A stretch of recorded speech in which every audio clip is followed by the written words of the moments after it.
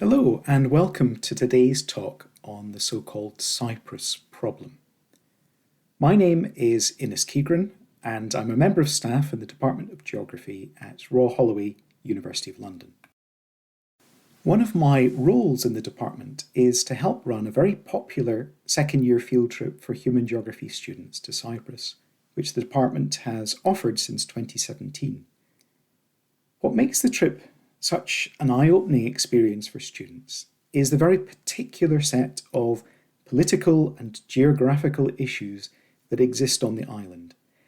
And it's about those issues that I'd like to talk to you today. In particular, Cyprus is known as a politically divided island.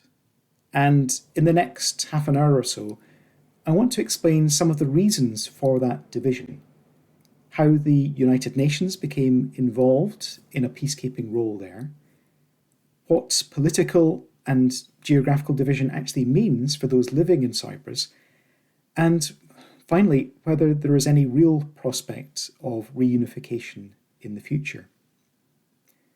But where better to begin our talk than with a map? This map, which was published by the BBC in 2017 to accompany a story about peace talks then underway in Geneva, shows the location of Cyprus in the eastern Mediterranean, just south of Turkey and about 100 or so kilometres off the coast of Syria. The island itself is bisected by a wavy red line, running mostly east to west across the island, separating what the map calls Cyprus from the self-declared Turkish Republic of Northern Cyprus. Finally, there are two areas of the coast shaded in teal and described as British sovereign territory: Akrotiri and Nicosia. All maps tell a story, and this map is no different. It tells a story of political and geographical division, and the ongoing legacy of British imperialism. But what are these spaces on the map? What do they represent? What's their significance? And how did this particular arrangement of political geography come into being? How did Cyprus end up being divided into these many parts? And is there any likelihood of them being joined back together again? Let's begin with those two parcels of land marked British sovereign territory. Also known as sovereign base areas, Akrotiri and Nicosia are, like the Falkland Islands and Gibraltar, British overseas territories, although they exist largely and primarily as military installations.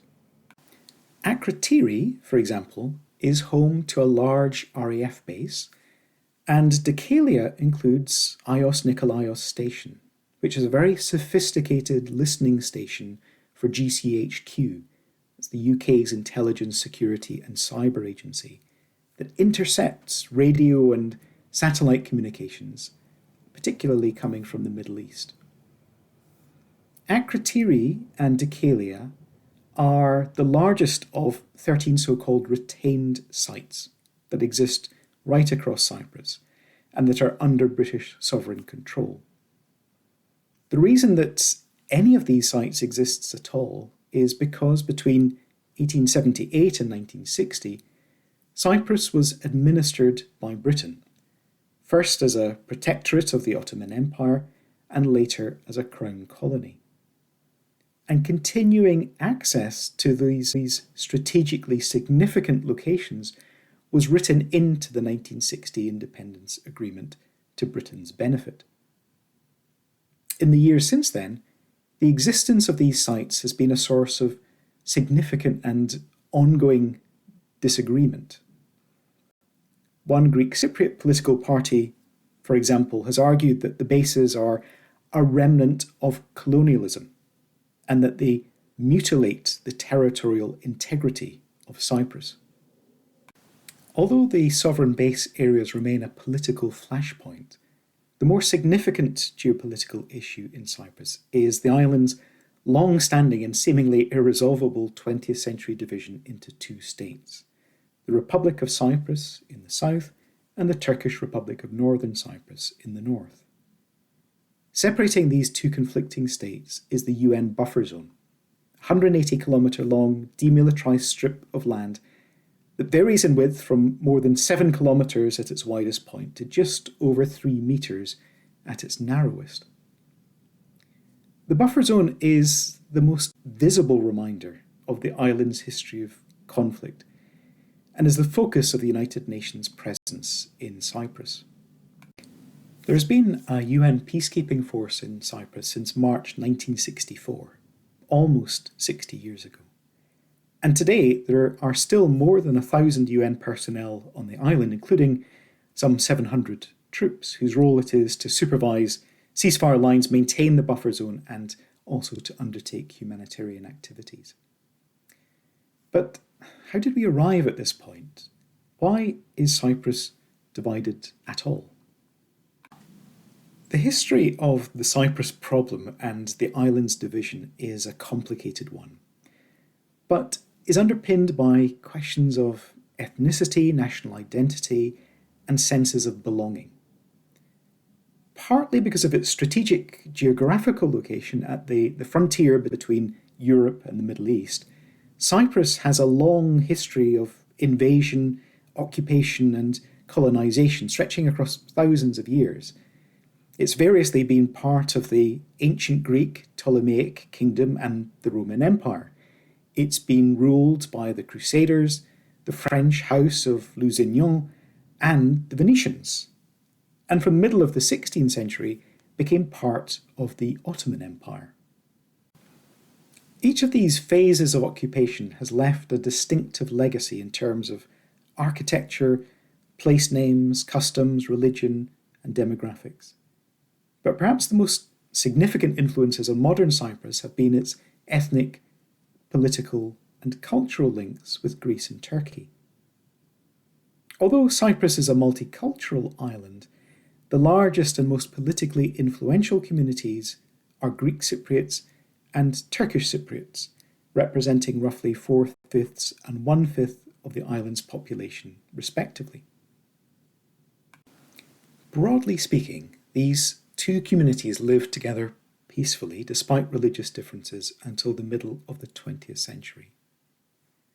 From the 1920s onwards, there was growing resistance to the British presence in Cyprus, particularly among Greek Cypriots who wished to see Cyprus united with Greece, a political idea called enosis. By the early 1950s, a referendum on the issue conducted by the Orthodox Church of Cyprus showed that 97% of Greek Cypriots supported enosis. It was, unsurprisingly, an idea that the island's Turkish Cypriots opposed, fearing that it would unsettle the status quo and leave them marginalised. As the 1950s progressed, the enosis movement and resistance to British colonial rule became violent again. From 1955, a paramilitary organisation named EOKA, the National Organisation of Cypriot Fighters, began to target the British presence on the island. The insurgency, known as the Cyprus Emergency by the British, and the Greek Cypriot War of Independence by EOKA and its supporters, resulted in about 500 deaths and continued on and off until March 1959. From the late 1950s, in response to the uncertainties of the Cyprus emergency, Turkish Cypriots began to advocate for the partition of the island into ethnic Turkish and ethnic Greek parts, a political idea called Taksim. This was a form of Turkish nationalism that mirrored the Greek nationalism of enosis. And in this particular context, the polarisation of the two communities on the island led to acts of intercommunal violence. The political climate cooled somewhat during the first years of Cypriot independence, but from December 1963 onwards, simmering tensions between the Greek and Turkish Cypriot communities became violent once again, with each side receiving direct military assistance from their political supporters, Greece and Turkey. In response to the renewed intercommunal violence, and in an attempt to impose a ceasefire, a decision was taken to create a buffer zone in the centre of the island's capital city, Nicosia. Using a green wax pencil, a British Army officer, Major General Peter Young, drew a hasty line east to west across a map of the city, separating the two communities one from another.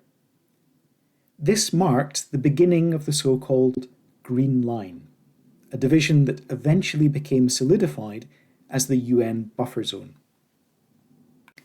The following year, 1964, a UN peacekeeping force was deployed to Cyprus to enforce the ceasefire and to prevent an escalation of violence. In addition to the tensions that existed on the island itself, the peacekeeping mission had to take into account shifts in the wider political contexts of Greece and Turkey as well. This became particularly significant in 1967 when a military junta overthrew the Greek government in Athens and began to apply pressure on the president of Cyprus, Archbishop Makarios, to pursue the policy of enosis. This was something that Makarios resisted, an opposition that eventually led to him being deposed in 1974 in a coup organised by the Cypriot National Guard and the Greek military junta.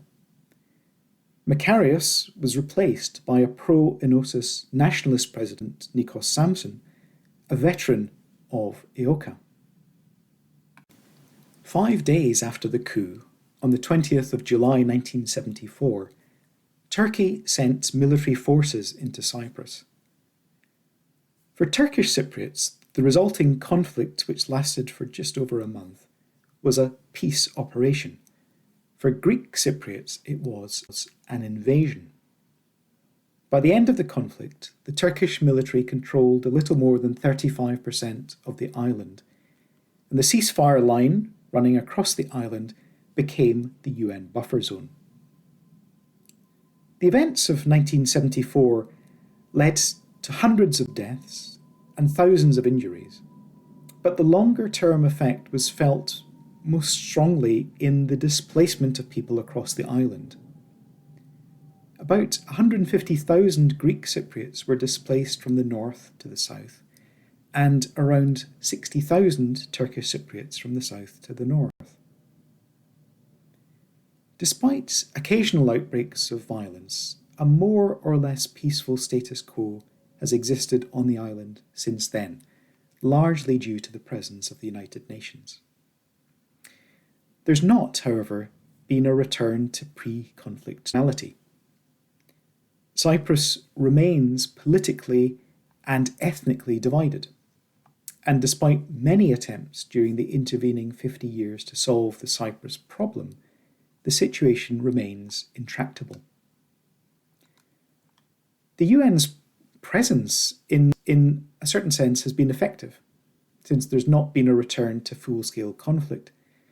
But maintaining a peaceful status quo is an expensive business. The budget for the UN mission in Cyprus last year was nearly $58 million. There are many people who ask whether keeping a 50-year-old frozen conflict from heating up again represents the best use of that money. So, what does it mean to live on a permanently divided island? Well, this is a question that we ask our second-year students to explore in the context of our annual field trip to Cyprus, where we base ourselves in Nicosia, the last divided capital city in Europe. On their arrival at our hotel, the students are given a tourist map of the city, which very quickly makes clear the island's unique political situation. The top of the map, representing the north of the city, is almost blank, bearing the inscription "Area under Turkish occupation since 1974. There are no street names or landmarks. Their clear implication is that this is not somewhere you should be going. This is a terra incognita. The political division, however, is not just visible on the city's maps. It can also be seen from the air. Looking down onto the old, walled Venetian centre of the city, it's possible to see the Green Line as a narrow band of trees that run from top right to bottom left across the city. In the streets that have been abandoned to form the buffer zone, trees have grown unchecked for more than half a century. On the ground, the division is even more obvious. Roads end abruptly in barricades made from oil drums, sandbags, and barbed wire. Each party in the dormant conflict also maintains an exclusion zone on their side of the buffer zone, north and south, that effectively extends the division by a few additional metres and gives space where military infrastructure has been put in place. Looking beyond these barriers, mostly what is visible is ruination. Buildings that have been left to crumble, streets that are slowly returning to nature. These scenes strike first-time visitors to the city as remarkable, but in many ways they have become the normal background to life in the city for most of its residents. Almost no one under the age of 50 in Cyprus has known anything different. It's simply been like this for all of their lives.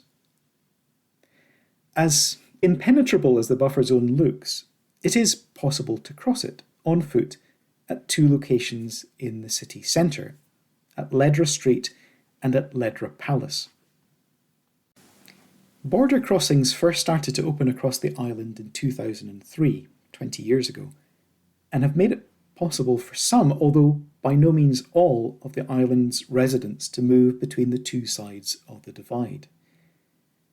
The right to cross doesn't extend to everyone. It depends on having the right forms of identification and meeting certain eligibility criteria. And many people are also ideologically opposed to crossing the border, especially from the south into the north, believing that to do so is to legitimise the Turkish Republic of Northern Cyprus. Nevertheless, hundreds of people cross the buffer zone each day for work, to shop, to eat, or to go to school. And for them at least, having access to both sides of Nicosia, if not necessarily the island more generally, has become almost routine. So the closure of the crossing points during the COVID-19 pandemic sparked significant protests. At the time, an activist for Cypriot reunification was quoted in the Cyprus Mail as saying, "The fact we have taken for granted the crossings since 2003 is a concern. The problem with the crossings issue is that it gives you the feeling that some people can arbitrarily stop it whenever, and this is unacceptable. It's as if to travel within our own country is a privilege, and it can be taken away whenever they want." Now, it was always hoped that the opening of the crossings in 2003 would help to bring the two sides of the conflict closer together, and by building trust between the communities, lay the foundation for a more lasting peace settlement. Building on that hope, a number of organisations and events established over the years to encourage dialogue between Greek and Turkish Cypriots. One of the most prominent and successful is the Home for Cooperation, with whom our students often work during our visits to Nicosia. The Home for Cooperation was envisioned first in 2005 by a group of teachers, the Association for Historical Dialogue and Research, who set out to convert an abandoned building inside the buffer zone in order to create a space for bi-communal educational and cultural events. They received support from the United Nations and funding from the EU and Iceland, Liechtenstein and Norway, and opened the venue for the first time in 2011. In the years since then, the home has put on a regular programme of events and peacebuilding activities that have helped bring people together in new ways. I think our students are always struck by the home's feeling of vibrancy and sense of hope for the future. But its sphere of influence does not always stretch very far beyond Nicosia itself. Now, peacebuilding work in Nicosia comes with advantages. There are some accessible spaces where the city's communities can come together. There are a number of NGOs who work on bi-communal bridge building activities. And there are also many who volunteer their time to help make connections across the divide. But that's not necessarily true everywhere else in the island. Outside the capital, there are few equivalent spaces and also relative places to cross the buffer zone. Outside Nicosia, there is, however, an example of what might represent the future of the island. A bi-communal or mixed village where Greek and Turkish Cypriots live together peacefully. Pila. Pila is one of only 4 inhabited villages that are located within the buffer zone itself. But even more unusually, it's the only one in Cyprus that was not ethnically segregated during 1974. Unlike other more deliberate peace-building efforts in Cyprus, Pila's status as a mixed village was a more or less accidental development, but one that's since been formally supported by an annual bi-communal festival funded by the United Nations, the formation of a bi-communal women's initiative, and an annual bi-communal football and basketball tournament. Although Pila offers a rare example of the island's 2 main communities living together, the wider reunification of the island often seems like an unachievable goal. There are many obstacles to reunification: political, religious, cultural, legal, financial, logistical, and so on. But efforts continue both at the level of the state and at the grassroots community level. But perhaps one of the biggest challenges to reunification is psychological. Almost every Cypriot, as we've noted, under the age of 50, has known nothing other than life on a divided island. And for them, reunification would not be a return to normal, it would represent something totally new and unfamiliar. For this reason, the strongest voices for reunification are often those of older islanders who can actually remember Cyprus prior to its division, and of younger people who have benefited from bridge building efforts during the last 20 years or so. Now, one vision for the political future of Cyprus is a so-called 2-state solution, in which the north and the south of the island would form a bizonal, bi-communal federation rather than a single reunified nation state. Although there always remains hope that such a solution might be achievable, there is also a sense that time is running out. In 2020, Ersin Tatar, now president of the Turkish Republic of Northern Cyprus, spoke very sceptically about the prospects. "We are different," he said. "We speak Turkish and they speak Greek. We are Muslims and they are Christians. The new generation does not know each other at all. A child who was 10 in 1974 is now 55. He has grandchildren. We are separated." Of course, none of us can see the future. And although it's tempting to think that the expensive but peaceful status quo will continue indefinitely, new and arguably more urgent political crises like the war in Ukraine demand the attention of the international community. Whatever happens next in the Cyprus problem, hopefully this short introduction to its history will allow you to understand the media reports that you read in the future, and perhaps will also allow you to think more broadly too about the nature of conflict and peacekeeping and peace building.